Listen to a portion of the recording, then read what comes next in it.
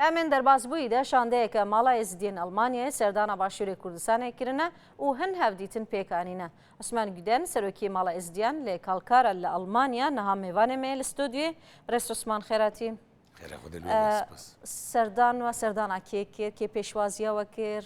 پیا مداخوازین و چبون. سردان ما سردان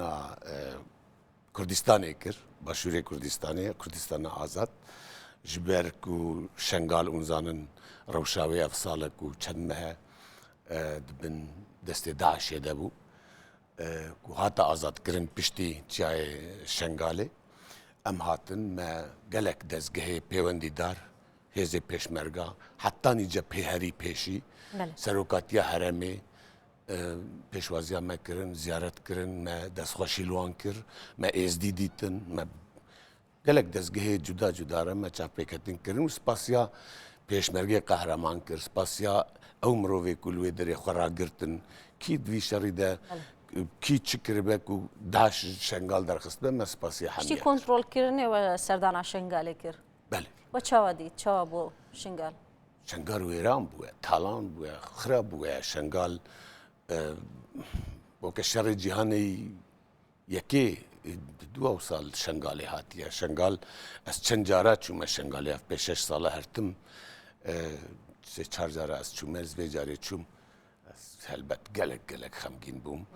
و داته یک جمع خواهد کم کر شنگالی چه پیوسته جبلی آودان کرناوی یعنی جبلی داخوازین و جو حکومت هرما کردستانه چه داخوازین آنکونه چه بکن جبو شنگالیان جبو کردین من ازدی اوین کو لأوروپا چواد کارن علی کاری بدن خلک شنگاله. ام سریدت خوازن کو پشتی آزاد کردن شنگاله کو شنگال اولیاوی وره چکرن کو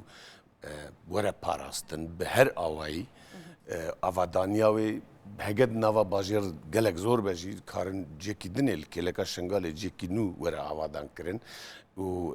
تشتی پیوست به جواکی و جواک کاربه وگره مالبات کاربن وگرن لوی داری جاردن جیان وره شنگاله ام وی مثلا دبینن ام پیوست شنگال زودترین وقت تجربه جواکا ما ازدیا ام هلبت نابجن ازدی ام دبینن برای خود ندروا يعني جواكا ما ازدي بله هش معركة زيادة كردين ازدي لدرفنا او تكارن يعني او قاصان لدرفة دجين تكارن بتش اواي آلي كارية بدن يعني آلي كارية حكومة عرما كسان جبوا بدن كنا ام كارن بالدبلوماسي وسياسة سياسي بشتوانيا وممكن بابوري يعني جواكا ازدي درفا نكارا ودري افابك افراستيك ليم كارن بيوندي دولتك واملينا مثلا المانيا ام تینا خدمتا هم حکومت هرما کردستانی هم دزگه سیویل ایک ویدری برایوت بن حتی کو پشتوانی بدن عسکریه جی پشمرگا جی کول ویدری کاربن پاریزن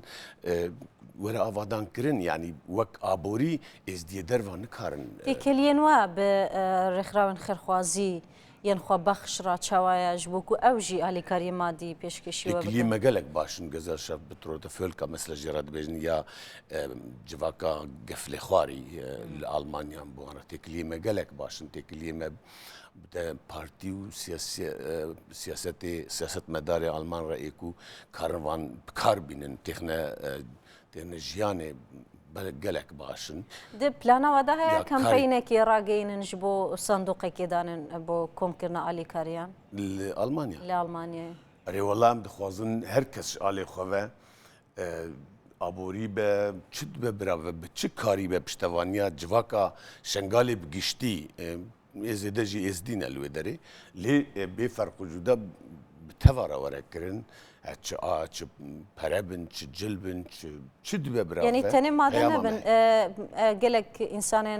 بشيان لدربه هنا مثلا مهندس هنا شوزان معماري هنا أنا تكارن شو وقرن دوی ماوی ده آلی کاریه بدن آودان کنه شنگال. البته پیوسته گرک زانینا خوشی مرفته خدمت شنگاله یعنی ایکو کارن وی کاری بکن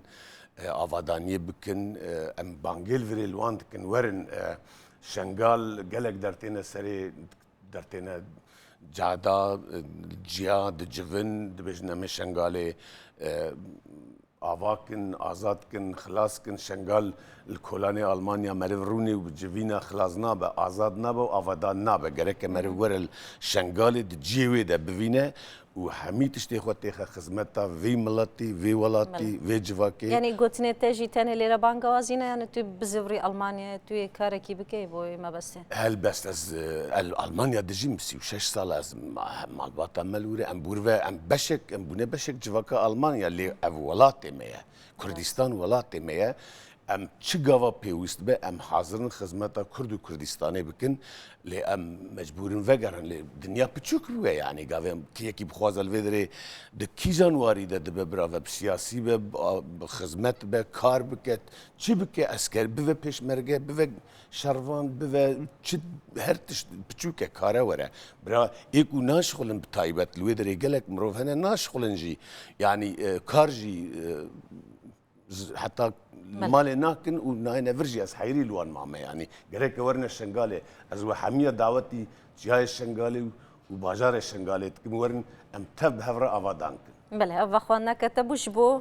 همو خلقين لدربك بله بجدار من الشنغالي جالك سباس بهاتنا تبرس عثمان ودن سروكي مالا ازديان لكالكار بس